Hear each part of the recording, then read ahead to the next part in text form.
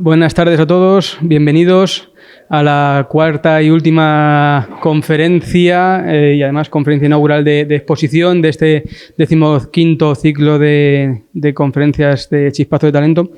Cerramos hoy para mí con gran alegría con Alejandro de Bonafide Taller.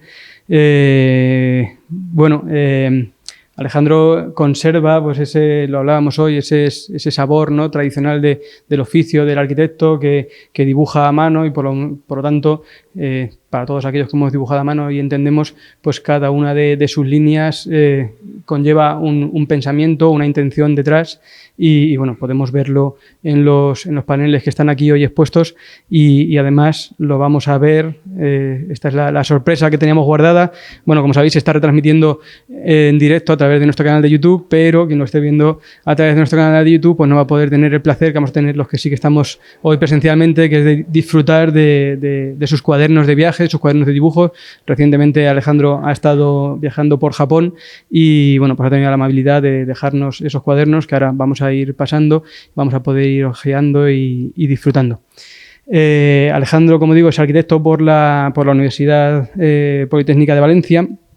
Desde el año 2018 tiene su propio estudio de arquitectura y ha recibido en 2 ocasiones el galardón a Mejor Obra por el Colegio de Arquitectos de la Comunidad Valenciana en categoría de urbanismo, paisaje y en categoría de arquitectura efímera. Aparte, ha ganado concursos de relevancia, uno de ellos en la ciudad de Valencia, del Jardín Trini-Simó, a nivel nacional, como el Archivo y Museo Militar de la ciudad de Ceuta, o la Unidad Básica de Salud de Peguera en Mallorca. Y bueno, pues no voy a robarle más tiempo al conferenciante, que es la razón por la que estáis todos aquí, así es que os dejo con Alejandro. Gracias, Eduardo, y muchas gracias a Eduardo y también por extensión al colegio por invitarme y por permitirme exponer los dibujos porque creo que ayudan realmente a la charla. Os he traído unos cuadernos, os los voy a pasar para que los hojeéis, si os parece bien. ¿Qué hacemos, Eduardo? ¿Repartimos? Sí, vamos. No sé cómo queréis luego moveroslo, pero son todos iguales. Bueno, el contenido es distinto.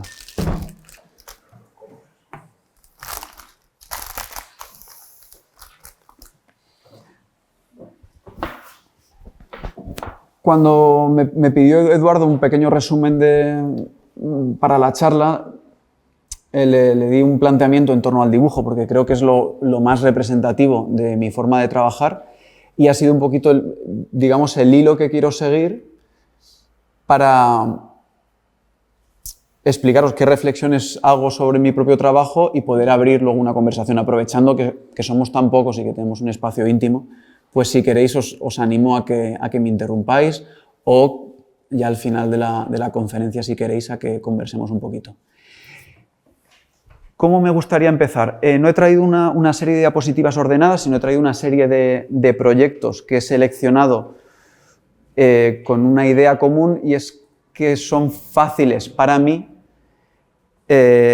para explicarlos desde de la forma más literal casi, el recorrido, la observación y el dibujo.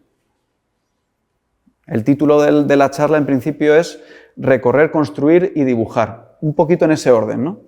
Lo que estáis observando, según os lleguen los cuadernos, es al final el primer estadio de mi forma de trabajo.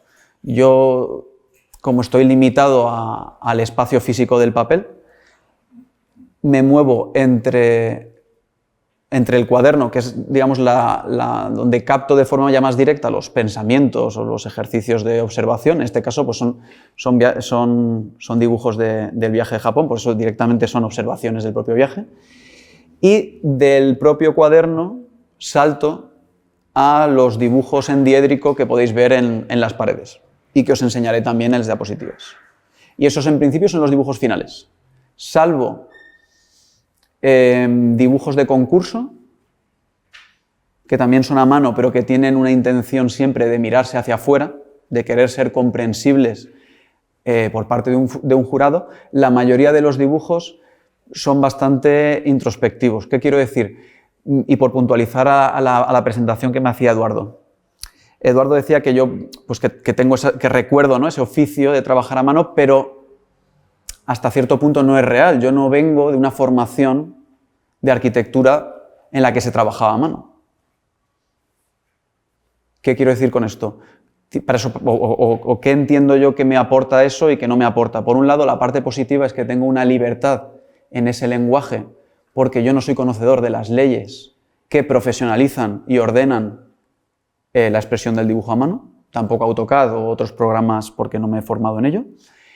Entonces tengo la libertad para crearme yo mis propias normas, con una sensibilidad individual y no deberme a una conversación con nadie, a calibrar, a decidir, a jerarquizar y a ponderar las líneas conforme a mí me salga de una forma más o menos intuitiva.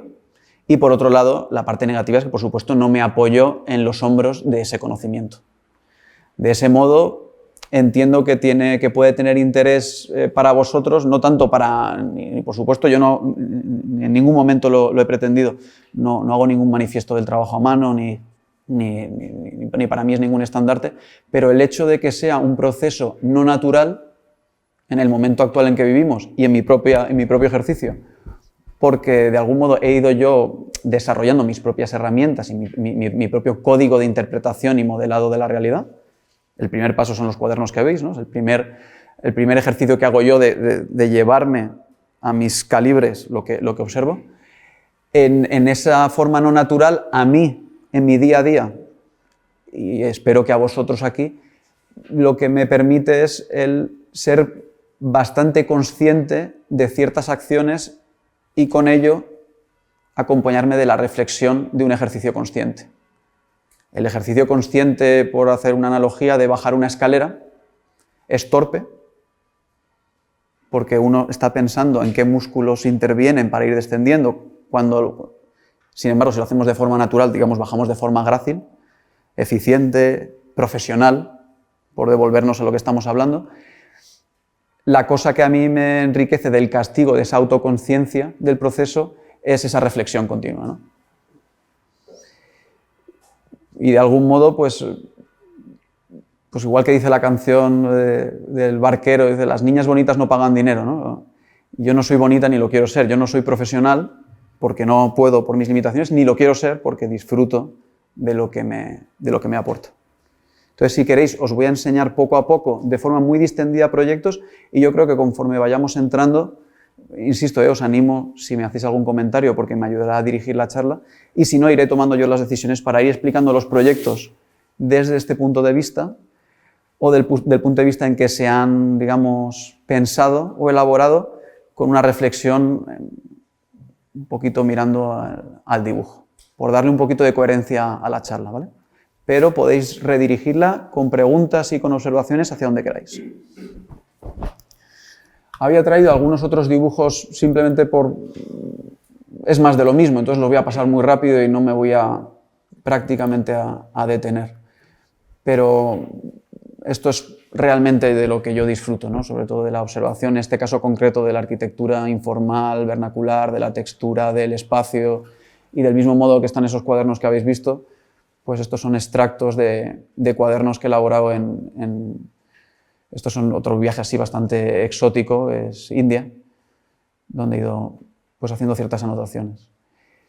Y la verdad es que creo que no estaréis de acuerdo en que el dibujo a mano, no quiero hacer una oposición fuerte de dos lados, ¿no? Pero la capacidad y las limitaciones que tiene el dibujo a mano permiten una serie de decisiones o de información que se capta de una forma mucho más agradecida frente a la dura línea vectorial, ¿no? de un programa CAD o un programa BIM.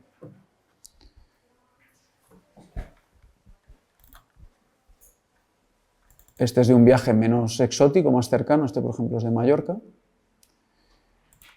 Y este lo había traído por una cuestión. A ver. Fijaos aquí, os voy a enseñar unos cuantos dibujos. Creo que está bien empezar primero por cuadernos. Primero por cuadernos que tratan exclusivamente de observar. Porque podemos empezar ya a hablar de una serie de interpretaciones. ¿Qué ¿Qué interés tiene para mí observar? Y para todos, por supuesto, pero en mi caso concreto. Para mí, dibujar un proyecto de arquitectura, o entiendo que para todos, es una traducción a un código de la realidad, que son órdenes de obra para que esa realidad, valga la redundancia, se haga real, ¿no? Calibrar ese código con la realidad, primero por observación, es muy interesante por una razón obvia. Si hay algo que yo busco que llegue al otro lado de ese sifón, si lo observo a través de ese mismo sifón y me lo llevo a ese dibujo, lo hago mío.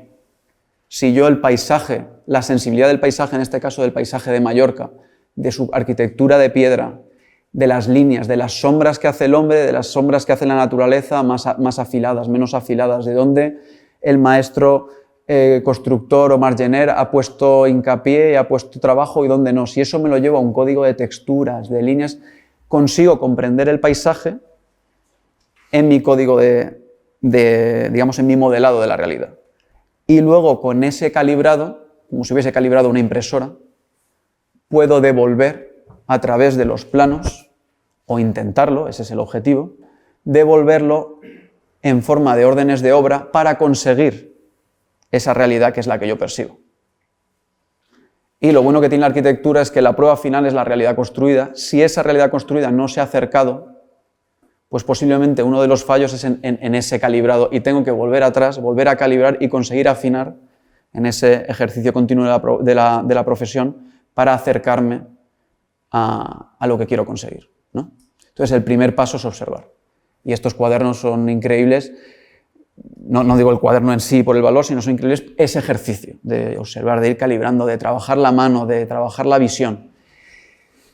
Y por supuesto viene algo de la mano que creo que es importante, es también la humildad de poner siempre el lugar, el existente y el valor que tiene por delante, mucho antes de cualquier primer decisión de proyecto. Y eso, pues creo que siempre, nunca está de más. Vale. Mirad, estos dibujos, no, los voy a girar, porque creo que quiero... A ver. Es anecdótico, pero me gustaría... A ver. Detenerme un momento en este dibujo. ¿Veis aquí? Estos son dibujos que hago de copiloto en los viajes.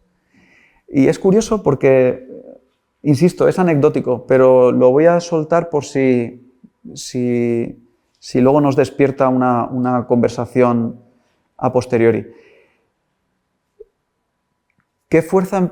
A priori siempre asociaríamos el coche como una forma no correcta de observar, ¿no? El paisaje, muy rápida de observar la ciudad, etc. Sin embargo, he de reconocer, particularmente en Mallorca, que es a través del coche donde he disfrutado más su paisaje, por una serie de razones hasta donde puedo, digamos, reflexionar y sacar conclusiones. Y una de ellas es esa estructura del paisaje que tiene Mallorca, no sé si habéis visitado la isla, Menorca también me vale, en que los agricultores expulsan todas las piedras tras años y años de labranza y trabajo de esos suelos tan duros. También sucede en la provincia de Castellón, posiblemente en otros lugares, en islas volcánicas, como recuerdo haber visitado las Azores de una forma distinta, también tienen ese problema que hacen virtud. La expulsan a los bordes de sus parcelas y con esas propias piedras que les molestaban en el cultivo, construyen esos muros. Y esos muros tienen unas decisiones muy sabias de cómo disponen esas piedras. Y está muy bien pararse y hacer algún dibujo en concreto de esa piedra, pero la velocidad del coche te permite tener una visual, una perspectiva fugada y sin embargo continua que difumina cierta información para dejar otra que se mantiene. Estos dibujos, si se han hecho, porque se han hecho en un coche en movimiento, como comprenderéis, no son fotogramas de una película. No existen, son la suma de muchos fotogramas. Yo voy dibujando y el coche sigue en marcha. Lo que dibujo, en ese caso, no es tanto una realidad a la que me quiero acercar concreta, sino una suerte de de resumen o de esencia de lo que es ese paisaje, que es mucho más potente que un dibujo real de un momento concreto en el que yo detengo el coche e intento dibujar un algarrobo que me llama la atención o una caseta que me gusta. Lo que veis ahí es un resumen de esas leyes, de ese paisaje antropizado que definen la isla. Y es a raíz de la herramienta de dibujo y del coche en movimiento que me permiten capturar, y no solo para dibujar, sino también para apreciar esa isla. La verdad es que he de reconocer que es muy agradecida de recorrer y de observar en coche, en esa cierta velocidad. Eso es lo que quería comentar en particular de este archivo. Voy a saltar ahora, bueno, os voy a enseñar, como veis estoy empezando lentamente, de una forma un poquito desestructurada, pero creo que así entramos en... Este es un cuaderno de investigación sobre la obra de un estudio que me gusta bastante, Estudio Mumbai, no sé si lo conoceréis, es un estudio afincado en la ciudad de Mumbai, como bien dice su nombre, y tiene un enfoque muy interesante en el que desde el principio, al menos en el inicio de la estructura del estudio, sé que luego ha cambiado, participaban figuras de artesanos y de oficio como canteros, carpinteros, etc. Me gusta observarlo y estudiarlo. Aquí podéis ver algunas anotaciones. Este cuaderno son en concreto de encuentros con el suelo. India y esos continentes y esas culturas tienen un trabajo del plano del suelo muy rico, de pequeños cambios de altura, transiciones, de materiales, de estucos, de giros en esquinas, que se centran en cómo se pasa del bosque o de la carretera a la habitación y a la alcoba. Y en esa transición se puede prácticamente explicar y aparecen todos los oficios y todas las sensibilidades. Bueno, pues con el mismo ejercicio de antes no intento llevármelo a hacerme los míos, digiriéndolos, dibujándolos, ¿no? Y os explicaba esto porque en este concreto caso me ha resultado de interés para mi propia investigación estudiar la obra de este estudio que se asemeja a nuestro perfil, es un perfil profesional, contemporáneo y actual del ejercicio de la profesión, en contraposición con el marco o en el fondo en el que opera el estudio, que es la arquitectura, digamos, informal que os enseñaba en estos cuadernos. Vuelvo al cuaderno de India. Este es el contexto histórico de estas obras antiguas y real, por ejemplo, este paisaje, la verdad es que es alucinante.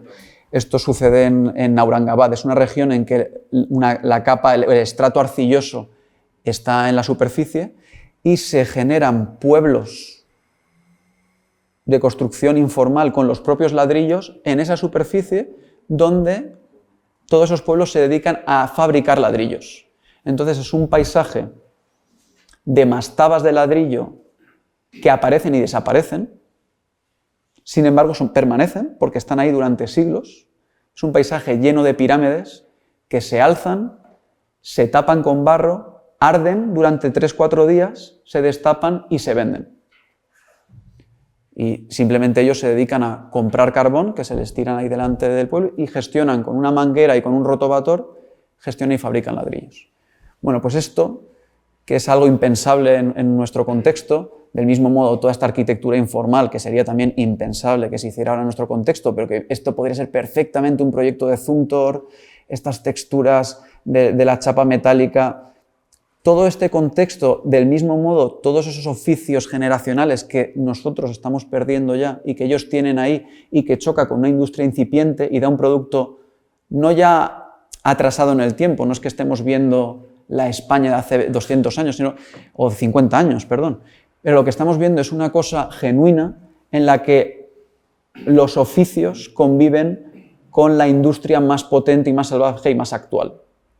Y ese contexto produce, junto con el genio del arquitecto, si queremos añadirlo, Estudio Mumbai. Y con ese contexto se comprende su obra. Entonces, en ese ejercicio, esto es un proyecto de investigación propia, en ese ejercicio se entiende, se desmitifica un poco por un lado, pero se comprende mucho más por qué sucede esa arquitectura tan curiosa, ¿no? Estoy desviando del dibujo, pero bueno, eso es de interés. Este proyecto, que también sucede en India, es un encargo que recibo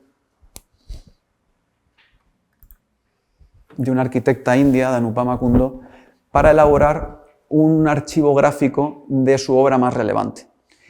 En ese momento, el MoMA de Nueva York, yo lo desconocía, pero de un departamento de adquisición entre comillas, porque adquieren obras, pero también adquieren obras de arquitectura para su archivo permanente, en un proceso de adquisición de toda la arquitectura relevante de los 60, 70, 80 de esa región asiática, contacta con esta arquitecta y le propone adquirir esta obra, por su relevancia. Adquirir quiere decir hacerse con un juego de planos, con una maqueta, y adquirirla para su archivo permanente. Cómo este proyecto en su momento se ejecutó sin planos, o con planos que se han perdido, o con algunos archivos medio conservados, medio no, que no son coherentes, la arquitecta me contacta y me encarga el ejercicio de hacerle un juego de planos. Pero ¿qué cosa curiosa sucede? Y que veréis enseguida. Del mismo modo que antes hablamos que los planos o los dibujos del arquitecto o el diédrico no dejan de ser órdenes de obra para llegar a la realidad construida, en este caso la realidad construida ya está. El proyecto ya está, el proyecto y el lugar, encima, en este caso concreto, de esa selva tan frondosa, de ese entorno, con esa capa de juego de aparejos, de cota cero, que cambia de niveles, que se funde con unos bolos que hay en el lugar, es todo prácticamente indivisible. Entonces, la forma en que yo planteo el ejercicio es la de centrar el objeto de estudio, que es la casa, en el eje de los planos, pero no diferenciar entre lugar y proyecto. Entender que es lo mismo, que ya no hay órdenes de obra, que esto no tiene sentido que se someta a esas rigideces, y lo que hago es ir cortando en las 4 direcciones de la vivienda, con una serie de profundidades, el proyecto con el mismo criterio y ponderación: árbol, madera, rama, tronco, piedra, tierra, ramas, árboles y ladrillo. Y el producto es este juego de planos que veis aquí. Esta es la planta baja, esta es la planta superior, y estas son las diversas profundidades que van avanzando y cortando proyecto y lugar.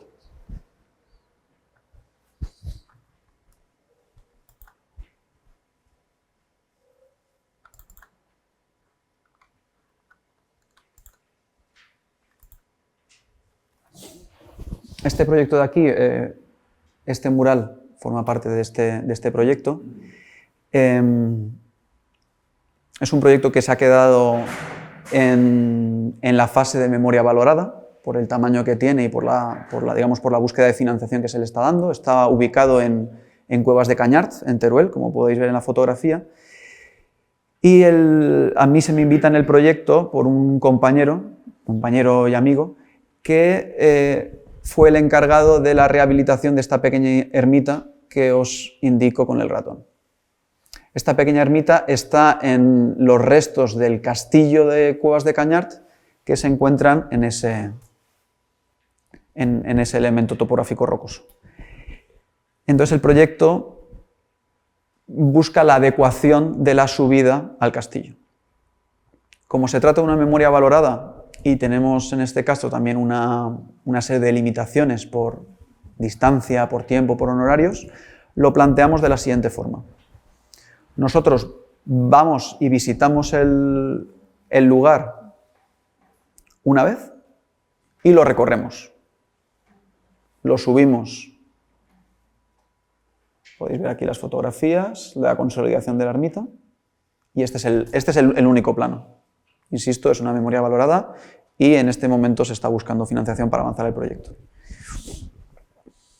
Entonces, con ayuda de un catastro, unas medidas sencillas y la experiencia de haber recorrido el proyecto andando, lo que hacemos es dibujar, en este caso me encargo yo de dibujar en la mesa 1,50 el lugar, el existente tal y como está, dejando espacio en esos caminos para el proyecto de adecuación y a lo largo de 3 reuniones lo que hacemos es sentarnos delante de ese plano y volver a recorrer, esta vez figuradamente, el proyecto.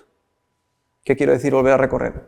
En una primera semana nos sentamos, en una primera sesión, y subimos otra vez este camino empinado hasta la ermita.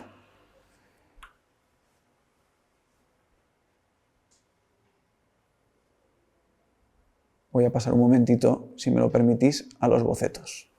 Y en esas reuniones dibujamos en los bocetos que habéis visto en el formato de cuaderno, de forma libre, sin ataduras de escala, las posibles soluciones y cómo intervenimos en el lugar. Como es un lugar sensible, el ejercicio, prácticamente, digamos, el castigo de dibujar el lugar piedra a piedra es darle importancia a cada piedra que se dibuja, a cada lienzo de muralla, a la higuera que queda entre 2 rocas. Como eso permanece ahí, nosotros intervenimos con las mínimas operaciones para adecuarlo, para limitarnos a la palabra adecuación, ¿no? Entonces, insisto en el formato de trabajo porque me parece que es muy interesante. Calentamos en esa sobremesa sobre estos bocetos sueltos. Llegamos a un acuerdo. Él se va a su casa, mi compañero, yo me quedo en la mía. Yo me dedico voy a volver a los dibujos. En esa primera sesión, a pasar a limpio, a pasar a escala esas decisiones que hemos tomado, y él hace lo propio con el presupuesto, porque son 2 parejas que bailan muy bien y que deben bailar muy bien para que el proyecto se quede bien atado. Hemos acordado cómo vamos a intervenir a ese camino. Nos lo imaginamos, lo recorremos, lo construimos. Voy a remitirme al título de la conferencia. Lo construimos y entonces lo dibujamos. Cada paso va colocando las piedras, va decidiendo qué parte del camino queda expuesto y el borde, el parapastas del borde van a ser unas propias piedras marcadas, luego con un hormigón desactivado simple, hecho con esponja. Qué parte... Y sin querer detenerme el proyecto, pero para que lo observemos juntos y también volvamos a lo que os comentaba de la capacidad que tiene, en este caso a veces el dibujo a mano, de captar información. ¿Veis este muro aquí con ese tamaño de mampostería, con esas juntas y esas aristas marcadas? Y lo podemos comparar con este muro de aquí en segundo plano, cómo se separa y gestionan las aguas, y cómo esas piedras, esos mampuestos son más pequeños y cómo están más desdibujados. ¿Qué nos dice el presupuesto del que va de la mano? Nos habla de un muro de contención de mampostería de un tamaño más reducido y lavado con un agua sucia de cal que desdibuje todas esas aristas y lo ponga en un segundo plano. De una forma sutil, para no destacar, queriendo decir aquí soy nuevo, pero para claramente hablar de un lienzo distinto, ¿no?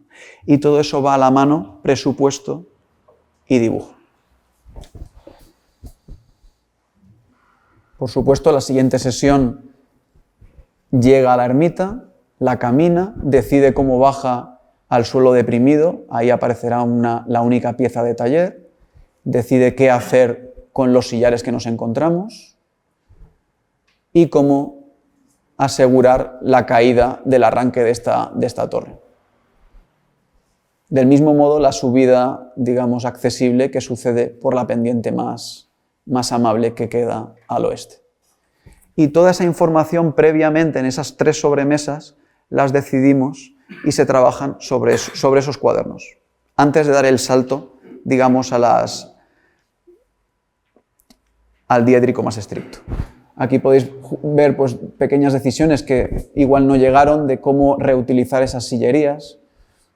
Por ejemplo, estas de aquí, planteábamos el hacerles una pequeña mella e introducir una pieza a 45 para indicar que esa sillería era del lugar, pero que no estaba recolocando y construyendo una arista o un volumen o un arranque de volumen del lugar, sino que nosotros nos la apropiábamos como material de obra, simplemente. Saber qué arista, qué sillar se coloca y reconstruye esquina o qué sillar es simplemente materia reaprovechada. Todas esas decisiones se quedan aquí, algunas migran al plano, algunas se quedan antes.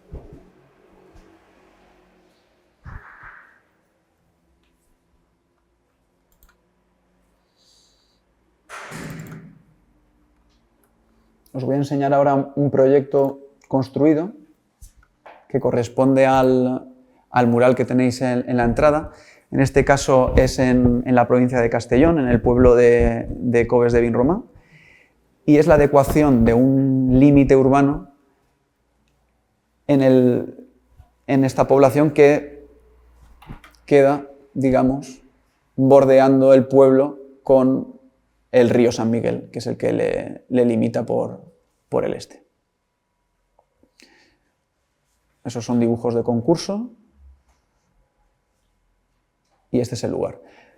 ¿Por qué he seleccionado este proyecto? ¿O en qué me voy a detener de este proyecto, aparte del proyecto en sí, que os enseñaré con brevedad? Sucede lo siguiente: por la pieza seleccionada en el proyecto hay una desconexión de esos primeros dibujos en los que yo ya os comentaba antes que uno siempre tiene que volver a mirar a la realidad, ¿no?, para volver a corregir la interpretación o la codificación que hacemos en el dibujo, y aquí sucedió algo similar. Como veis aquí, esto es un dibujo previo de un juego de aparejos que yo hago con unos adoquines que voy a utilizar para el proyecto, adoquines cerámicos. Este concurso viene de la promoción cerámica que hacen en Castellón para regenerar espacios urbanos del mundo rural de Castellón utilizando la cerámica. Y para el proyecto elegí un adoquín que se había utilizado anteriormente solo en una ocasión, porque es un producto, de hecho, se va a industrializar ahora, pero era un producto en desarrollo que estaba haciendo Cátedra Cerámica allí en Valencia. Y este adoquín es el que veis aquí en la fotografía. Se trata de un adoquín conformado por tiras cortadas de baldosa cerámica de bajo valor comercial, stock que tenemos de la época del boom, de formatos y de decoraciones que ya no tienen hueco en el mercado. Entonces, digamos que se corta en tiras, se pega con cemento cola, dejando un pequeño espacio entre las piezas para funcionar como un adoquín sud o drenante.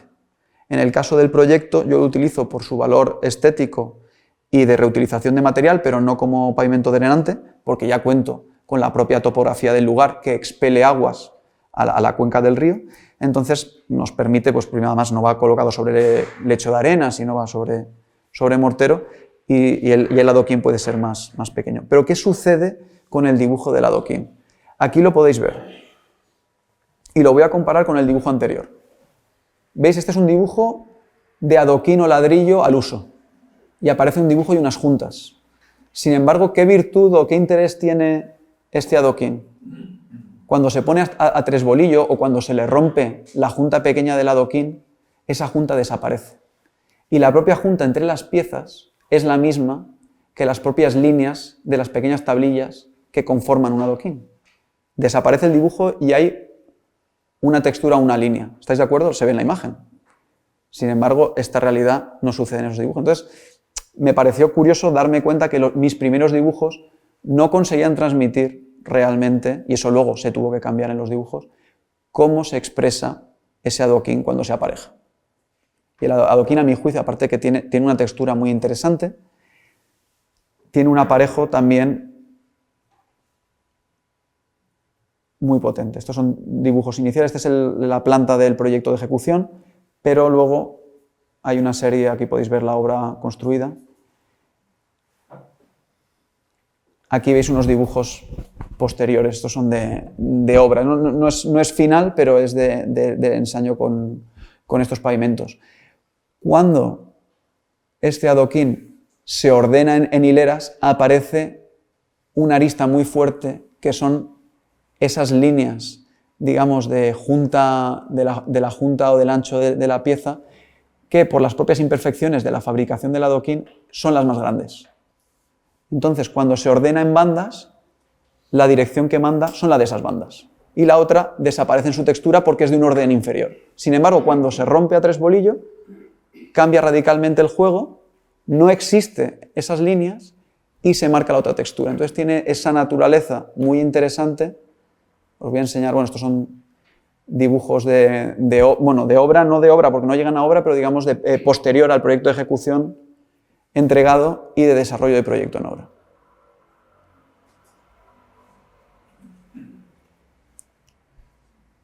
bueno, que esta es una pequeña placeta final. No me estoy centrando en el proyecto, pero si luego en algún momento queréis que hagamos algún inciso, lo hacemos. Me estoy centrando en cuestiones que giran tangencialmente a los proyectos, pero que se centran en el dibujo. Aquí lo podéis ver. Esta es la forma, digamos, más exagerada de interpretación de ese pavimento. Este dibujo de aquí es el dibujo que expresa cómo se percibe realmente esas líneas cuando se ordenan hileras. Estas son fotos del proyecto. Esto es un dibujo de concurso. Luego, si queréis, explico lo que para mí las diferencias que son del dibujo de concurso del otro. Y esta es una vista de esa pequeña placeta desde el río. Esto es parte del proyecto que no se acabó desarrollando. Simplemente, pues este dibujo, ¿qué interés tiene para mí? Pues se estructura casi como una especie de... Bueno, yo ni escribo música, ni tengo mucho oído musical, pero una especie de partitura. Tenemos un código digamos, de instrumentos, que son esos materiales. Tenemos la partitura, en la que se referencia cada escalón de esa rampa escalonada con los materiales, cómo aparecen, si marcan las aristas, que definen cómo se relacionan con los otros, y luego el producto final, que es este dibujo que veis aquí.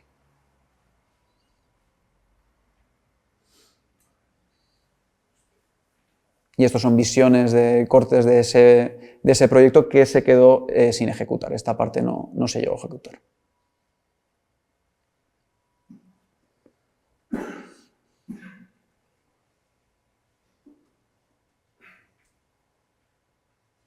Esta es la continuación de ese sendero con la parte ejecutada y el descenso al río y a los molinos del río.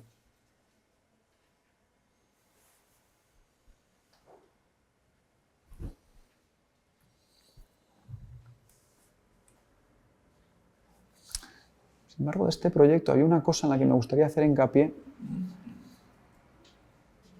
A ver si encuentro el dibujo. Igual no está aquí, pero luego, si queréis, me sabe mal por la gente que lo está viendo online, pero luego a posteriori lo podemos ver en el panel y os lo comento.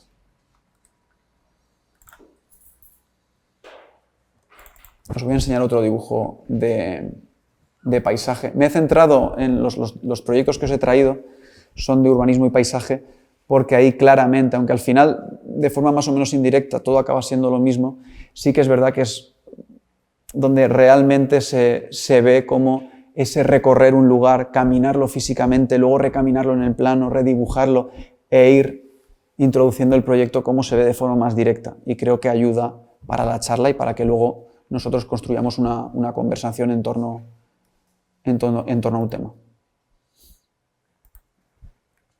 Mirad, este es el pueblo Este pueblo está en el Valle de Ayora, correcto. Teresa de Cofrentes. Y el sitio, la verdad es que es precioso, está entre dos valles, y a una cota prácticamente similar hay una ronda que rodea el pueblo y rodea el montículo y la pinada en el que se sitúa la ermita. A mí se me encarga, por parte del ayuntamiento y con la ayuda de la Generalitat, digamos la financiación del proyecto, 3 miradores que irían de cara a una primera acción para estructurar esa ronda y pacificarla. Yo os he traído uno de los miradores, es el mirador de las Eras. En este plano se puede ver, este plano de archivo del catastro, se puede ver esos círculos que van salpicando el paisaje, que son las antiguas eras, y que algunas quedan dibujadas en el propio paisaje en sus desniveles. Entonces, un primer mirador vendría a ir situado aquí para poner en valor esas eras y para solventar ese encuentro de esa curva. Aquí lo podéis ver, aquí se puede ver en la ortofoto claramente el dibujo de esas circunferencias, cómo quedan esas aristas en el paisaje, ¿no? Como cicatrices. Entonces, no lo he traído desmontado, pero os voy a explicar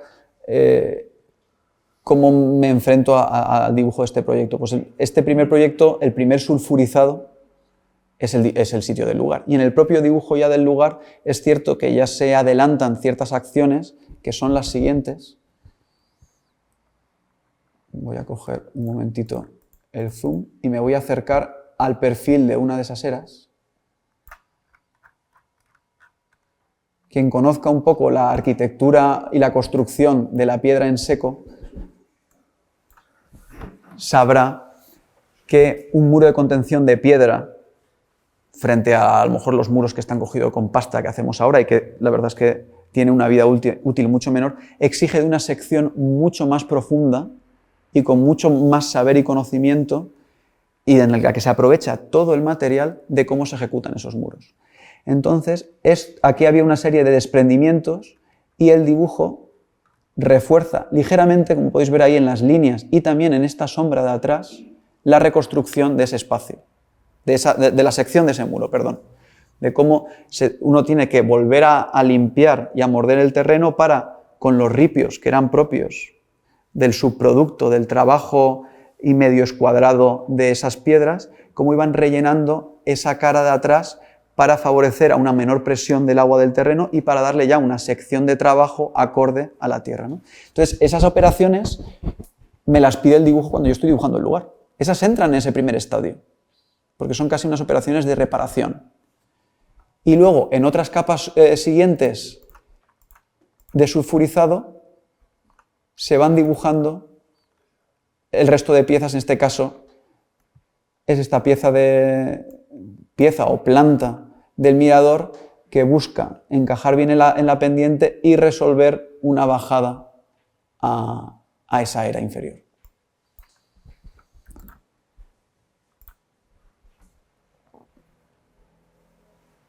Qué bonita es esta construcción informal que se ha hecho el vecino, veis aquí, con qué riqueza, parece una especie de piquionis del lugar. Ha utilizado piezas cerámicas, piezas que tenía por ahí prefabricadas de hormigón, de piedra, sobre esta roca que sale del terreno. Y como esta cinta que continúa aquí con la línea de contención del arcén de la carretera es la que yo luego continúo y construyo y le vuelvo a construir como una esquina opuesta, esa esquina o esa línea de sombra filana que hace el hombre dentro de las sombras más suaves de un paisaje más natural, en la que entra, digamos, la pieza del mirador, que es esta que veis de aquí, que es un mirador muy sencillo, en el que hay una atención un poquito al aparejo, y estos son dibujos de esos cuadernos que os comento, previos al salto al diédrico, en la que pues, se van ya diseñando un poquito los encuentros o el carácter de ese mirador, y este es el juego de abatidos que surge. En el caso concreto de este dibujo, insisto, como yo tengo ese espacio para tomar esas decisiones en las que quiero yo calibrar este dibujo, lo más destacado es esa diferencia entre los materiales minerales, cuando uno podría pensar que quizá la gran diferencia sucede en la estructura metálica frente a los bloques de hormigón y la piedra. Sin embargo, la diferencia o la tensión del proyecto es en los bloques de piedra, que tienen una cierta nobleza y que construyen la bajada de la fuente y el murete que protege de la caída, frente a los de hormigón. Y es ahí donde aparece el color. Bueno, el proyecto pide ciertas cosas y pide esas plumillas propias, por buscar esa comparación con programas de dibujo CAD. Y este proyecto pues, exige este código de plumillas. Digo exige porque a veces cuando uno está dibujando siente que el proyecto lo manda, ¿no? Y siguiendo esa misma línea de exigencias, del mismo modo ciertos detalles, por ejemplo aquí, este detalle de iluminación que corresponde a la pilastra de aquí, es una operación muy sencilla en la que se omiten unos bloques, se encofra una esquina y no en ese orden, porque al final acaba siendo un encofrado, pero prácticamente como con un gesto de bisturí se hace el bisel de la esquina y se coloca una luz de seguridad. Como ese detalle de luz se mantiene a 1,25 y se sirve y debe a las leyes del abatimiento de donde manda este alzado frontal, y sin embargo un mismo detalle de iluminación colgada, aquí podéis ver blanco, luego igual vuelvo a enseñarlo, como este detalle, que tiene otro carácter, pide tener una voz propia. Y hay ciertos dibujos, ciertos detalles que dicen, yo no necesito deberme a los abatimientos, ni me debo a una planta directora, sino que pido mi propio espacio. ¿Por qué? Pues entre varias razones. Una de ellas tan simple porque son órdenes que van a un taller, que van a otro oficio. Y generalmente esas piezas tienen un carácter propio. Son más limpias, vienen y se instalan. Y esa naturaleza también las pide en el propio dibujo, el detalle. Y es el mismo detalle, me refiero, el mismo elemento prefabricado de luz de seguridad que encontramos aquí. Y la diferencia es esa, que la operación en la que se integra uno y la que se integra otro es distinta, que por supuesto el oficio es distinto, el afinamiento y la precisión es otra, y por lo tanto la escala es otra, pero también porque lo pide el propio elemento.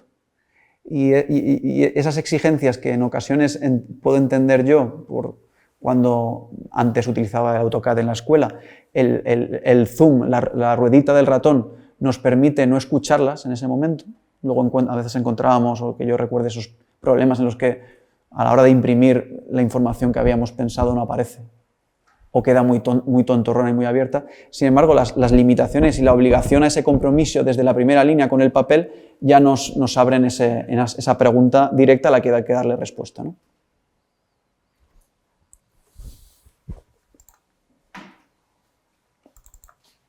Os voy a enseñar otro proyecto construido, corresponde también a otro de los murales que hemos puesto. Este lo estaba comentando con Eduardo antes en la comida.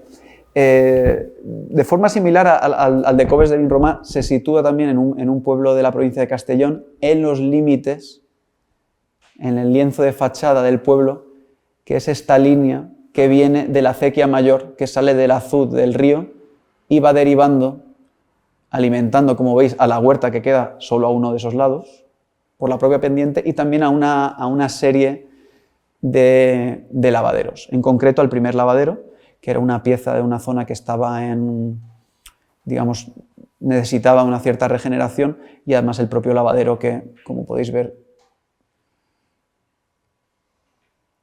en la imagen, aquí, la verdad es que la imagen es bastante bonita, casi podría pedir el no hacer nada, pero esta pieza de lavadero pues era una construcción impropia que se había hecho con unas viguetas de hormigón, falseando una madera, etc. Y aparte, pues desde el ayuntamiento querían hacer una pequeña placeta aquí que mirase a la huerta, y el encargo del concurso, digamos, viene de ahí. Entonces, os he traído en este proyecto en concreto, porque me era más fácil mostrarlo, todos los dibujos que intervienen en el proceso, para que los veáis. Este es una vez a concurso ganado, porque si tiro diapositivas hacia atrás, este es dibujo de concurso.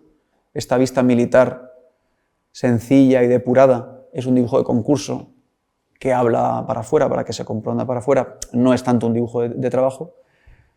Aquí podéis ver el proyecto, está en la parte de atrás de este jardín intramuros del Palacio Gótico, que es la primera construcción alrededor de la cual se construye el asentamiento del pueblo, y la iglesia.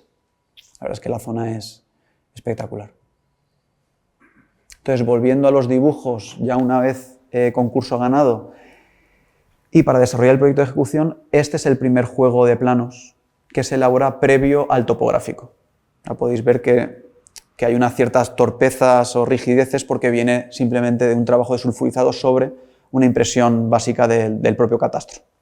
Y aquí es donde se recogen, siempre atendiendo un poquito a esa construcción, a ir recorriendo, a ir pisando y a ir viendo en qué ladrillo se pisa, ya a una escala avanzada, de 1,50, el proyecto, la inserción de proyecto, y en ese código de colores, una serie de colores que sí que corresponden quizá de forma más directa a la propia naturaleza y color del material, y otros, en este caso de la pieza que destaca, que es esta pieza violeta, a la pieza principal del proyecto, que es una pieza cerámica, porque también viene de la promoción cerámica de ahí de la región, ¿no?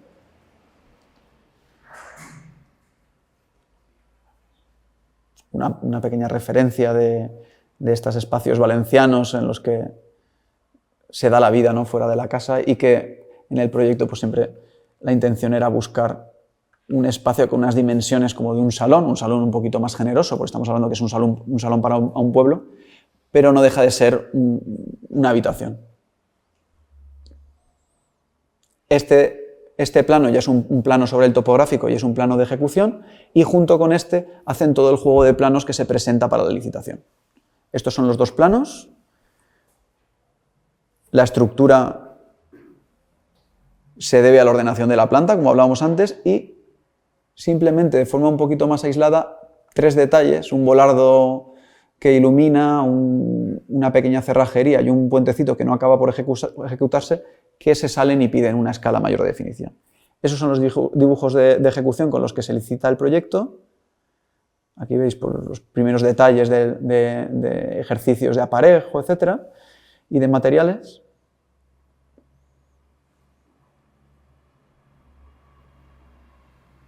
Y estos los detalles.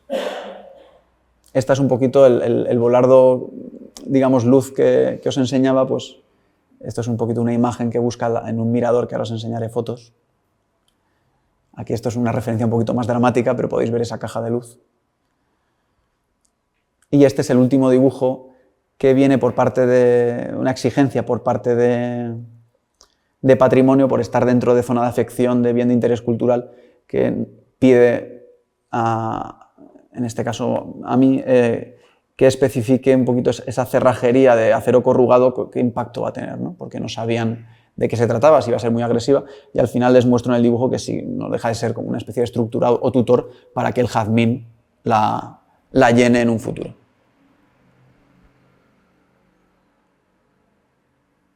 Este es sobre el propio plano un código de colores de los materiales, y luego ya pues bueno, son fotos del proyecto finalizado, y estos son los dibujos que se van desarrollando en obra conforme hay necesidad de ir depurando los detalles. Pequeños detalles de cómo se escuadran las cabezas de las viguetas para dulcificar un poquito los elementos más industriales de esos IPEs, ese perfil que abraza en el punto más bajo la cubierta que baja, como veis aquí.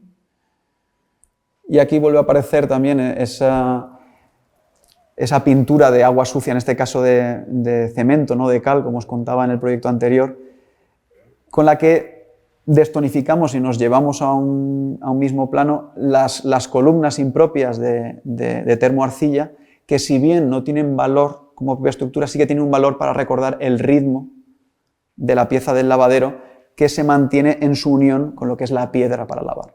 Entonces nos la llevamos todos a un mismo lenguaje, solucionamos el muro con esa celosía de bloques tan feos que también encontramos en todos los quemadores de rastrojos que hay ahí salpicados por toda la huerta, y que es con la que se han construido todos los muros de contención de todas las casas que quedan en una cota superior de esa acequia, y resolvemos esa parte.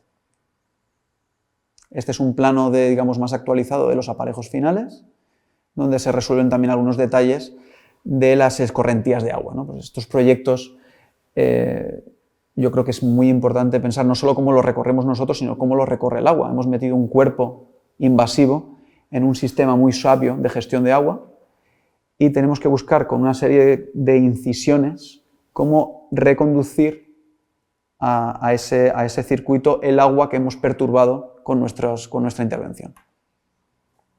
Además, aquí, como estamos forzados a no conectarla a ningún colector, es genial porque tenemos que volver a expelerla a esa acequia y buscar cómo hacerlo de la forma más directa y más sensible. Y nos sucedió una cosa, hablando en ese punto concreto, bueno, aquí podéis ver, perdonad que no me estoy deteniendo el proyecto en sí, pero insisto, si luego queréis que cuando termine vayamos a alguna fotografía, la podemos ver. En esta parte de aquí os seguía comentando esta cuestión del agua, y en este caso concreto de proyecto tuvimos un problema importante. Cuando nosotros limpiamos el proyecto, intervenimos, y para ganarle esa placeta limpiamos de esa vegetación madura. Me estoy volviendo a la foto inicial en que aparecía toda esa maleza, pero que esa maleza hacía una función, por supuesto. Cuando limpiamos y introducimos esta pieza de contención, se nos queda un terreno débil. Toda esta maleza sostenía todo ese terreno y lo protegía frente a toda el agua que arrastraba la suerte de rambla que hace la calle que viene desde la montaña de arriba. ¿Qué sucede? Que nosotros lo limpiamos, lo desbrozamos, introducimos un muro de contención, ganamos una plaza, pero como la intención del proyecto, y creo que su virtud, es no ir a buscar de forma directa contra los propios límites físicos, los límites afilados del proyecto, el proyecto se tiene que desdibujar, tiene que entrar ahí dentro de un ruido, de unas construcciones sucias que tiene el paisaje rural. Y respetando todos esos bordes, la tierra que antes estaba sostenida, ahora el agua de lluvia nos lo iba limpiando. Esto era en verano, entonces ahí en toda esa zona tenemos agua fría, tenemos tenemos torrentes, y nos limpiaba el agua y no lográbamos contenerla. Entonces la solución final que le dimos, os voy a mostrar unos bocetos y luego el resultado final, porque eso directamente no pasó por ningún plano, es la siguiente. Utilizando los elementos que teníamos ahí ya en obra, que son esos bloques de hormigón y ferralla de acero corrugado para el mirador, hicimos como una especie de... A ver si llega la imagen.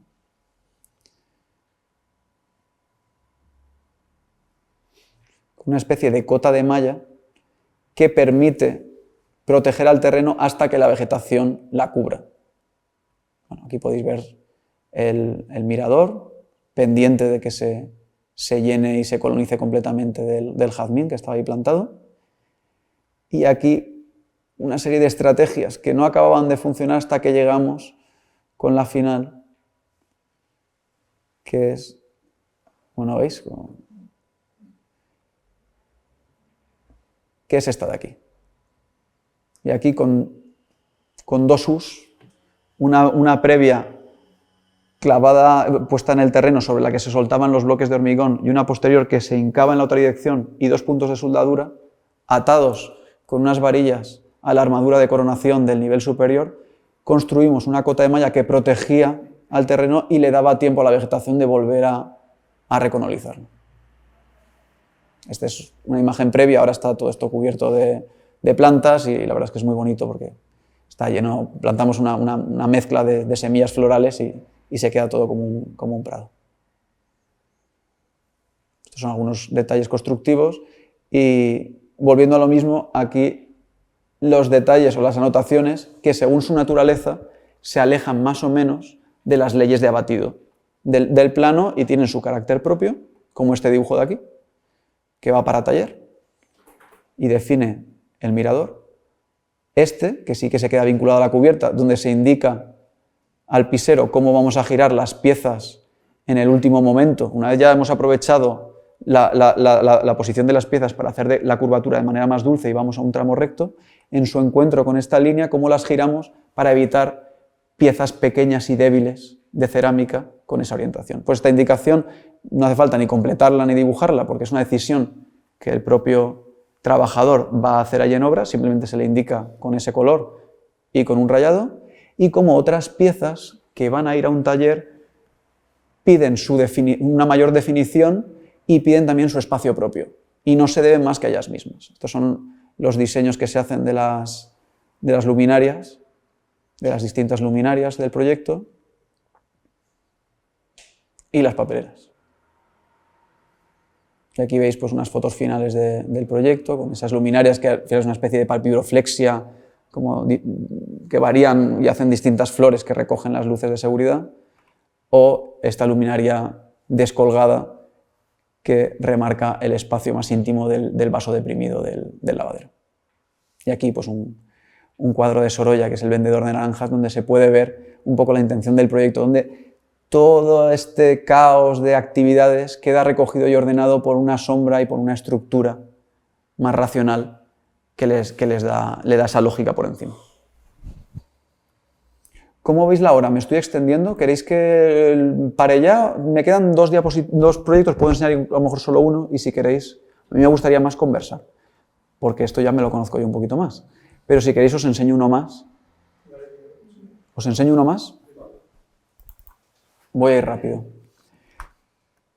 Este es bonito porque es un encargo de una falla para Valencia. Este fue premio de arquitectura efímera, es un pabellón para un barrio de ahí de Valencia. Y no sé si conocéis, pero las fallas, bueno, yo lo desconocí hasta que participé en este proyecto. van asociadas a un gibret de falla. Porque claro, la falla luego el fuego la elimina y lo que queda es una pequeña publicación que recoge las intenciones del artista fallero, por supuesto también de todo el mecenaje y participación de los negocios locales que han permitido que se construyese la falla, pero claro, no es un documento visado y los dibujos van enfocados a otra forma y piden una cierta poesía o un juego porque hay un momento en el que hay una conversación con los falleros en las que se presenta el proyecto en unos dibujos, en una idea conceptual que luego se construirá. Y el producto es el que veis aquí. Bueno, este es el cuadro de Sorolla de los baños de la reina y estos son los dibujos del proyecto de cara a su presentación dentro del Casal Fallero.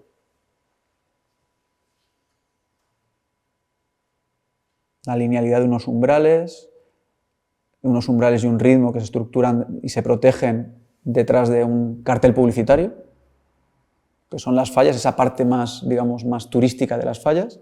Como veis, yo he cambiado ya aquí el recurso, estoy hablando de una cosa más conceptual, os estoy casi intentando seducir con una historia, pero bueno, ese es el proceso del diseño de una falla. Y como detrás de esos carteles aparecen unas perforaciones que recrean un cielo estrellado interior, como el que podemos encontrar, por ejemplo, en la Lonja de Valencia o en otros edificios. Esta es la falla construida, camuflada en ese bosque que es simplemente un collage sencillo de esa obra de Sorolla. Dentro de la falla aparece una serie de piezas de hormigón que hacen de contrapeso para el viento, donde hay unas marquitas de hojas. En este caso, insisto, hay mucha anécdota, pero que le dan unas capitas a este proyecto porque es lo que pide. Y en esas hojas, pues, hay una gradación de la tradición de cultivos de la Comunidad Valenciana. Desde la caña en época árabe, ocupando 3 o 4 baldosas por su extensión en el tiempo, pasando por el cítrico o, en última instancia, ya por el níspero y los aguacates, que son frutas que se han introducido en otro momento. Y de ese nivel del suelo se descuelga una escalera que se puede ver por fuera y una pequeña plataforma y que nos lleva a este espacio interior, a un espacio interior más doméstico que habla de la falla para el fallero, la falla para el vecino de Valencia, que tiene protegido del espacio publicitario de las fallas un espacio propio y un mirador desde el que mirar. Estos son los primeros dibujos constructivos o pseudoconstructivos. Esta falla la construí yo además en taller con un compañero que es ebanista. Aquí podéis ver cómo además cambia casi en un código náutico, digamos de arquitectura interior náutica, el código de colores de lo que es el espacio noble y de lo que es la madera, que es el entramado de los carteles. El balcón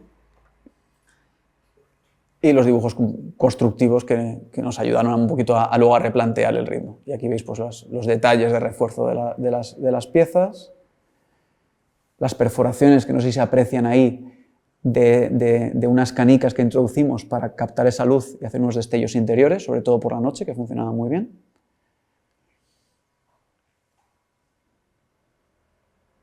El espacio interior, ya que había tantos guiños a Sorolla, la falla exige de un ninot, no sé si lo sabéis, pero es un pequeño pedacito de la falla que si acaso coge la esencia de espíritu de la falla o sirve como para identificarlo frente a otras fallas. Es una cosa curiosa. En este caso el ninot era esa silla roja, silla de Enea tradicional, que se pinta de rojo, que tiene esta pieza, este alfil tan bonito generalmente que las remata, y que en este caso pues Sorolla utiliza para pintar a su mujer, a su Clotilde. Yo a mi chica pues la coloco que es mi Clotilde, la coloco en mi silla roja y este es el pequeño saloncito donde hay un cambio de detalle distinto, ¿no? Habéis visto que esta es una construcción pues, un poco más sencilla y aquí ya incluso en el propio panelado del panel, para resolver la junta y que no aparezcan dos juntas vivas mal resueltas, aparece una pieza. En su encuentro en el centro del cruz se introduce una pieza en rombo. Pues hay un mayor cuidado, hay una diferencia de dos construcciones. Y estos un poquito pues, los dibujos que están inspirados en la idea del proyecto, inspirados, seguro que habéis estado en la Casa Museo de Sorolla, la estructura de... Insisto, no son tanto referencias que ayudan a desarrollar el proyecto, sino aparecen en paralelo para contar esa historia, porque es lo que requiere el desarrollo de una falla. Y este es el fuego que la elimina. Y lo que queda es el llibret. Y si queréis podemos parar aquí. Me quedaba solo un proyecto que corresponde a ese de ahí, lo puedo pasar rápido por encima. ¿Sí?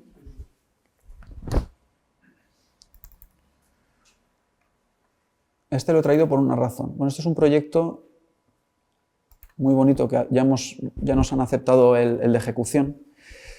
Está ahora pendiente de licitarse. Y es para si habéis estado en Valencia, hay una zona donde está el Botánico, y en un momento previo al cambio político había una parcela en la que se iban a ejecutar 3 torres, 3 viviendas, y hubo una oposición vecinal o de ciudad fuerte, una oposición social que se llamaba Salvem el Botànic, que buscaba evitar la construcción de esas torres para continuar con una serie de jardines que apoyaban el proyecto del Botánico. Tenemos el Botánico, tenemos al lado un jardín de especies de colección cítricas, construido ya, y luego esta parcela que finalmente se consigue permutar por otro edificio público y se libera para la construcción de un jardín que verse o que rememore los cultivos tradicionales de la huerta valenciana, de la huerta que rodea en la ciudad. Entonces sale un concurso, lo ganamos unos compañeros, y la idea de proyecto, esto es un dibujo que no es del concurso, es de trabajo propio, esto es una vivienda tradicional a una mano valenciana o del Levante, es la construcción de un jardín intramuros, de un jardín protegido por un muro denso, por un muro tectónico, por un muro que recoge toda la textura y que nos protege al jardín de la ciudad, ¿no? De la agresividad de la ciudad. Estos os estoy enseñando dibujos del concurso, aquí podéis ver un poco la estructura y el perfil de ese jardín y cómo se suma al jardín existente que estoy remarcando aquí con el ratón, que es el de cultivo de cítricos, y aquí con el Botánico. Y está un poquito la sección y cómo aparece salpicado los cultivos de una serie de terrazas de huertas, ciertos árboles salpicados que apoyaban, no eran de cultivo o de explotación, pero apoyaban la vida rural, el limonero, el laurel, la higuera, que acompañaban, daban sombra o proveían en los patios de las casas, y por encima del muro esta línea de canopia más alta de árboles urbanos, que lo termina de encintar. Entonces, en realidad os he traído este proyecto, estos son dibujos de concurso también, pero os he traído ese proyecto y lo he incluido ahí porque en el parón que existe entre la firma del contrato, o previo a la firma del contrato y el inicio, y en este caso siendo un proyecto en el que no intervengo yo únicamente, sino varios agentes, otras figuras de arquitectos en el equipo, para llegar a un punto común rico, lo que les propongo es yo previamente dibujar, tirando de imagen colectiva, dibujar planos o alzados de ese muro, que no son que ni se acercan ni pretenden ser los alzados finales, sin embargo que caen y buscan esas texturas para que compartamos un conocimiento y nos lancemos y partamos de algo más rico, ¿no? Ya que trabajamos a veces en equipo y está el riesgo de caer en un mínimo como un múltiplo deslavado, que creemos primero un imaginario colectivo que ya tenemos de la huerta y de todas esas arquitecturas que la rodean, y para ello lo que hago es situarme muy, muy, muy cerca del lienzo del muro, eliminar la posibilidad de tener la perspectiva del arquitecto, acercarme casi, salvando las distancias por mi ignorancia en el oficio, pero a la del jefe de obras, y desde ahí, ignorando la del arquitecto, que ya luego vendrá, curiosamente, volviendo a dar un salto hacia atrás de escala, empiezo a dibujar encuentros, soluciones, encuentros con el muro anterior, cómo ese muro tapial se va plegando, cómo se solucionan o no esos encuentros, cómo se acumulan detritus, piedras, cómo se plantean celosías, cómo aparecen pequeños miradores que luego el proyecto no recoge, otros que sí. Y desde esta distancia pues, se crea un juego un poquito tontorrón, incluso en el que hay ciertos ejercicios que podréis ver luego en el mural, en el que se intuye o se plantea cómo podría vivir ese muro conforme se va reparando, cómo se repara el muro, cómo ¿Qué política seguimos si nos lo manchan como un graffiti? ¿Qué decimos? ¿Y si se desprende algo? ¿Lo reconstruimos? Pues hay un juego muy libre, muy tontorrón en que yo hago en esa fase previa. Y la intención de traer esto es simplemente enseñaros este documento que tiene a priori un rigor de una escala 1:50, pero tiene una cierta libertad y pretende crear o trabajar dentro de un imaginario de celosías que vemos por todas esas huertas, de muros densos y de otros recursos, ¿no? Y con esto pretendía acabar la exposición. No me he centrado en ningún proyecto, he sido un poquito ortodoxo en ese sentido, pero espero que os haya parecido interesante y que dé pie ahora a algunas preguntas o, si queréis, a que volvamos a algún proyecto en concreto.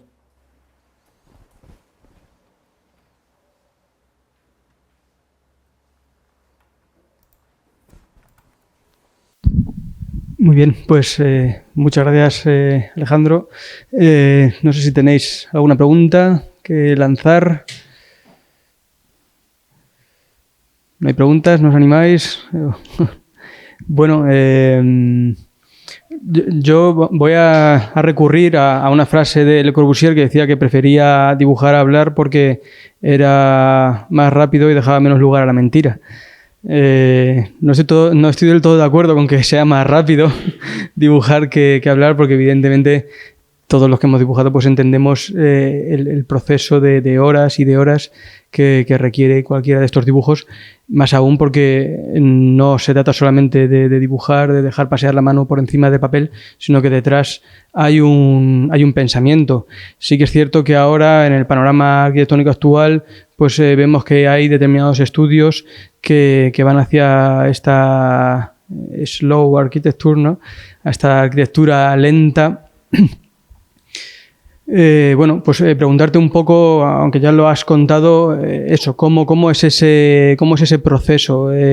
Porque, claro, encima estamos hablando de que parece que a priori, ¿no?, esta manera de trabajar, esta manera de pensar, esta manera de dibujar se puede asociar a estos dibujos que nos han enseñado un poco más del detalle, del pequeño detalle, pero claro, aquí estamos viendo proyectos de escala urbana. Entonces me parece tremendamente complejo el no perderse en ese detalle cuando estamos abordando un proyecto de escala urbana y cuando encima, como has comentado, pues estás hablando de escalas de 1:50. Entonces, ¿cómo es ese... ¿Cómo filtras tu pensamiento, tu manera de trabajar para tomar esas decisiones globales de escala urbana para que luego terminan en ese detalle? A ver, la verdad es que en el caso concreto de los proyectos que os he enseñado, el lugar y las intenciones del proyecto limitan un poquito la necesidad que tú planteas de realmente tener un plan director previo, que no es algo que no evite. Eso salta y se va dibujando en esos cuadernos, van apareciendo pequeños chispazos de esos dibujos que van ordenando, que van estructurando, pero es verdad que en todos los proyectos que os he enseñado, si bien igual longitudinalmente, por hablar de ese camino, son extensos, su sección transversal que lo define o la serie de secciones transversales que lo definen y construyen son limitadas. Entonces me permiten a mí actuar en una dimensión mucho más pequeña si trabajo en ese sentido. Y lo voy construyendo y lo voy recorriendo. Si he hecho el ejercicio previo de dibujar, recorrer y dibujar ese espacio, por insistir en la misma idea, esa estructura general está quizá en un segundo plano, pero está siempre en la cabeza, y yo creo que uno puede atreverse casi a ir trabajando ya en las barandillas, en los detalles a 1:20, a 1:10, sin miedo a perderse, porque lo está recorriendo. Lo está recorriendo, simplemente está viendo dónde apoya cada zapato y dónde apoya las manos para no caerse, y está viendo y fijándose por dónde va el agua y dónde se puede acumular y dónde convendría abrir para desaguar, y uno lo va recorriendo y lo va redibujando.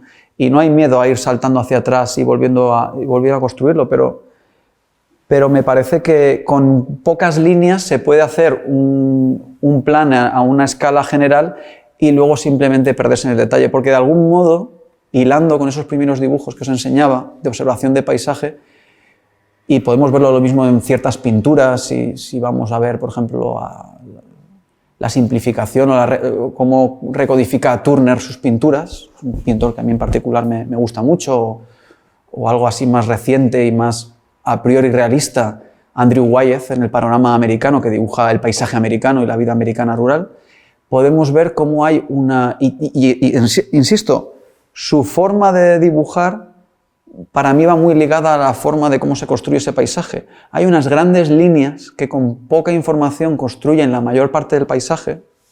En Mallorca, unos campos de rayado del cultivo que haya, unos árboles puntuales, un mayor detalle quizá en ese muro de piedra, que no deja de ser una línea continua en el que se puede explicar, pues bueno, vamos a disponer los mampuestos horizontalmente y luego verticalmente unas lajas para que tengan más peso y las primeras piedras, que son las más débiles al viento, se sostengan. Con esas pequeñas órdenes de construcción se puede ejecutar el muro, si uno sabe ejecutarlo, pero eso ya no es tarea mía, es tarea del conocimiento de que lo ejecuta. Y es en esas puertas, que además se hacen en un taller, esas puertas que conoceréis de Mallorca, en las que aprovechan la madera mallorquina tan escasa y aprovechan la propia curvatura para hacer esos juegos tan floridos de puertas, es donde hay un detalle mayor. Pero realmente, si eso quisiéramos dibujarlo, que no hace falta, porque ya se ejecuta sin ningún dibujo, requeriría de unas pequeñas líneas que bordean los campos, a donde vamos a expeler las piedras, una pequeña anotación de ese muro, y no necesitamos más información porque no tiene mayor detalle. Darle mayor detalle es un error. Cuando hemos visto algunos proyectos de paisaje en que vemos unas líneas muy relamidas, vemos que ha habido un error por parte del arquitecto de entender cómo se dibuja y cómo aparece un detalle. Vemos unas aristas muy afiladas que corresponden al pomo de una puerta y las vemos extendidas en metros y kilómetros y molestan a la vista. Sin embargo, si correctamente acercamos esos dibujos, solo nos pide detalle ciertos elementos finales que nos encontramos cerca, que es donde el hombre abre una pequeña cancela, donde se apoya en una pequeña barandilla, donde se sienta en un banco, y lo demás lo dibuja a la vista y otras acciones, ¿no?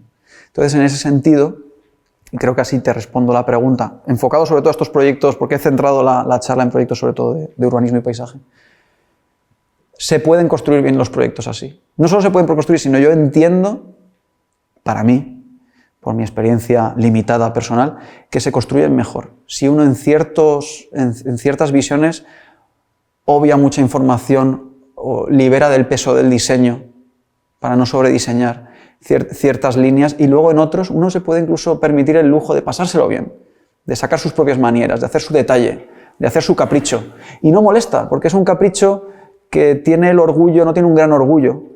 Me refiero, no tiene un ego grande que molesta, sino es el orgullo de un diseñador o de alguien que ejerce un oficio y que enseña, mira qué puertas de iglesia has hecho más bonitas, y no molestan. Sin embargo, quizá la volumetría de la iglesia, mal ejecutada, puede ser un pecado en la visión de un pueblo, ¿no? Entonces hay que saber dónde uno mete el detalle, y nosotros como consumidores de moda, de ropa que somos, más que de arquitectura, porque a veces como consumimos arquitectura, pues quizá un proyecto en la vida propio, me refiero, una casa, un apartamento, pero de ropa sí que sabemos eso. Incluso de ropa buena, cuando vemos trajes de festejo, de bodas, y vemos que de un primer vistazo de lejos hay un traje o un vestido en que un color blanco, un blanco hueso lo define todo. No molesta, es discreto, y nos acercamos y vemos las virtudes de un bordado precioso, que se ve a un cierto plano. Y luego hay un elemento que es un broche, literal y figuradamente, un broche que recoge un detalle y un tal. Pues una cierta analogía nos podría ayudar a entender cómo podríamos ejecutar en ciertas escalas, ¿no? Y eso acompaña a los planos que pide y cómo uno puede, con riesgo o sin riesgo, según cómo lo haga bien o mal, acercarse y empezar un proyecto dibujando casi una manilla, o no, o hacerlo fatal dibujando un master plan e ir bajando de la escala 1.1000 a 1.500 o no tal, ¿no? Y estos son todos los dibujos, quiero decir, hablando de, ahora que has hablado de ese zoom, ¿no? De la analogía del vestido, de cuando estás lejos y evidentemente el detalle no se percibe, ¿hay otros dibujos que sean más esquemáticos, más abstractos, más de organigrama, ¿no? De repente un trazo que es este camino de ronda o de acceso y de repente donde se señala pues, rápidamente con un lápiz rojo, oye, aquí vamos a hacer... Sí los hay. Y a veces, curiosamente, aparecen en una fase intermedia. Podría parecer uno que la lógica es que apareciese en una fase inicial, y seguro que muchos aparecen en una fase inicial, pero os quiero enseñar en concreto, para responderte a tu pregunta, uno que he incluido aquí. No me he parado en él en concreto, pero ahora lo voy a hacer. Y os voy a enseñar primero... ¿Veis estas piezas que aparecen en estos dibujos? Que en mi capricho, porque a veces cuando a uno le gusta dibujar, comete el error de querer dibujar mucho detalle, pero bueno, ha de uno estar atento de conocer dónde están sus pecados. Ahí quería yo, para impedir, digamos, para dar una protección a esta placeta o nivel superior, no quería acabar con una barandilla bien marcada, sino con piezas que desdibujasen ese proyecto. Llegamos a la periferia de un pueblo, cuando se encuentra con el paisaje antropizado de la huerta, y donde aparecen prácticamente, donde realmente así era, donde se echan todos los escombros de las obras, de los restos, los sillares, y que aparecían unas piezas. Esas piezas estaban muy dibujadas, muy diseñadas al principio del proyecto y no acababan nunca de entrar bien, ¿no? Y hubo un momento en que tuve que hacer un pequeño esquema, o me salió quizá un pequeñito esquema para entender, digo, bueno, ¿qué estaba pasando ahí? Veis aquí, excesivas, al final han acabado siendo mucho más simples, y es este esquema de aquí. Este es un esquema posterior, además lo sé que es posterior porque esta decisión de poner el murete aquí viene condicionada porque en el replanteo del pilar bloqueaba el acceso y gracias a eso le dimos la vuelta al lavadero y accedimos desde la plaza. Entonces sé que este dibujo es posterior, lo sé con certeza. Y aquí aparece un poquito unas líneas que me ayudan a entender qué está pasando ahí, qué lienzos de piedra hay, qué muro recuperamos existente, qué muro hay aquí, cuál es el nuevo borde del perímetro, y al final entiendo, hombre, pues tienen que ser unos quitamiedos de siempre hechos con las mismas piedras y lo hacemos de forma sencilla. Y creo que fue un acierto, y es un acierto que desdibuja y le quita el diseño excesivo que tenía esas piezas, del que a veces yo personalmente peco, pero no me importa pecar en fases iniciales y sobre todo si simplemente se los queda el papel, ¿no? Pues ese dibujo, que creo que es el de los que tú hablas, en este caso aparece en obra. Y es para mí, además, no es un dibujo para que lo vea nadie. De pensamiento, claro, de análisis y de pensamiento, sí. Hemos hablado hoy a lo largo de la tarde, ¿no? del día, y de la relación, bueno, hemos hablado de Carlos Carpa, de su manera de proyectar, de dibujar, de ese acercamiento al detalle, al oficio artesano. Hemos hablado mucho de los oficios artesanos. ¿Cómo es tu relación con ese oficio artesano, con ese taller de metalurgia o con ese albañil que va a realizar ese aparejo? Cuando es bueno, es muy bueno. A mí me gusta mucho porque yo aprendo mucho de esos oficios. Este proyecto en concreto, la relación que tuvimos la constructora y yo como dirección facultativa fue muy sana, fue muy interesante. Y eso que nunca llegaron a ver bien los dibujos, y eso a mí también me da unas pistas. Este proyecto, salvo los dibujos de taller, el resto de dibujos, si os soy sincero, y no era mi intención, acabaron siendo para mí. Pero el diseño final lo replanteamos ahí. Eso me da una cierta información. Primero, que mucho de esos dibujos es para yo aclararme, y también que mucho de ese dibujo no sirve para otra cosa. También hay que entender cuáles son las limitaciones de un dibujo y de esa comunicación. Y el proyecto salió de esa relación. Y sorteamos todas las dificultades del proyecto haciendo crecer el proyecto.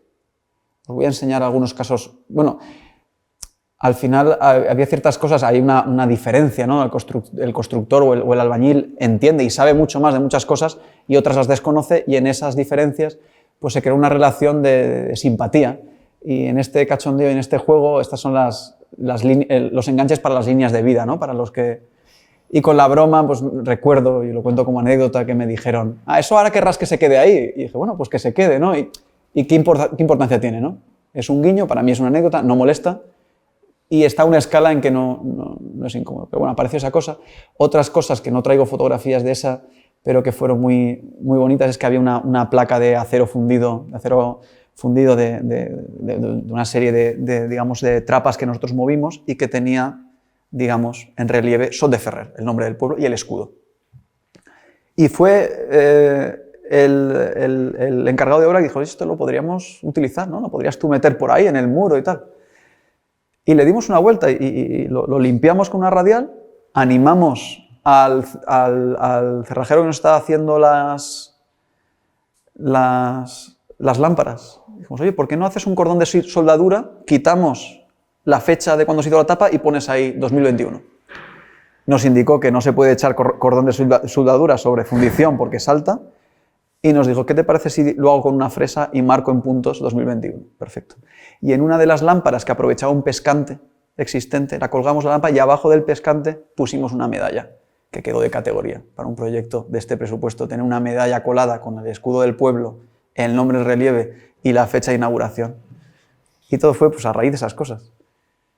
Cosas curiosas, por contestar de una forma un poquito más rica a tu pregunta, no simplemente con un sí, pues... El dibujo de este perfil venía acompañado de un dibujo en planta de 2 piezas que yo entendía que traerían de taller y yo había diseñado pues, ese mirador que veis ahí casi semicircular pues, con una unión en el centro. Pero luego resultó que vinieron 2 chicos y las doblaron ahí con un bastón. Las doblaron una a una. En una mañana doblaron todas y en otra mañana las soldaron, les pusieron puntos de soldadura. Bueno, ¿cuánto se aprende en una hora, no? Del mismo modo, el pisero que me colocó el pavimento, cuando vio este dibujo, esto es una limitación del dibujo, y recuerdo leer un libro de Hassan Fati en el que cuenta una anécdota similar, en el que no conseguía dibujar un detalle de una escayola de arquitectura egipcia, y un oficial de ahí que trabajaba, un yesaire, le hizo una muestra, tardó menos en hacer el producto final que en el dibujo, ¿no? Para que lo comprendiera. Entonces este dibujo que veis aquí está dibujado porque me es a mí sencillo, a 3 bolillo a 1/3. Y yo cuando le explicaba mis intenciones, porque no quería que me hiciera esas bandas exactamente así, yo le decía, bueno, yo lo que he hecho es, como has visto, lo he desdibujado, le he puesto aquí un límite con unos bolos a modo de, como en la carretera aparecen las señales de ruido cuando vamos con el coche para indicar ese borde, no construir esa arista, y aquí al final sí que la defino. Y él me entendió y me dijo, oye, ¿qué te parece si hacemos a junta perdida y yo te voy colocando las piezas? Y entonces desdibujamos más todavía. Y yo digo, genial. Primero porque el propio dibujo, si yo hago eso, es infernal. Y yo para simplificarlo lo hago 1/3. Y él para construirlo le es más simple ir tirándolo. Y consigue todo ese ruido, entonces esa conversación se tiene que dar. Si no se da, nos limitamos al conocimiento que tiene una persona, que es limitadísimo, ¿no?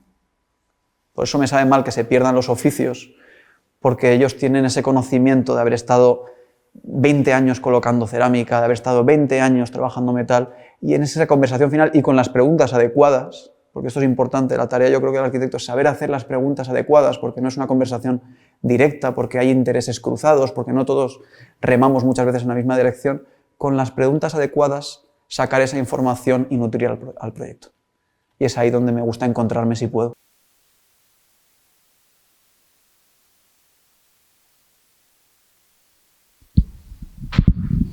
No hay ninguna pregunta. ¿No os animáis? Pues nada, yo creo que ahora tomando una cerveza y un vino... Ahora de forma más distendida seguro que hablamos. Más. Muchas gracias, Alejandro. Gracias a vosotros.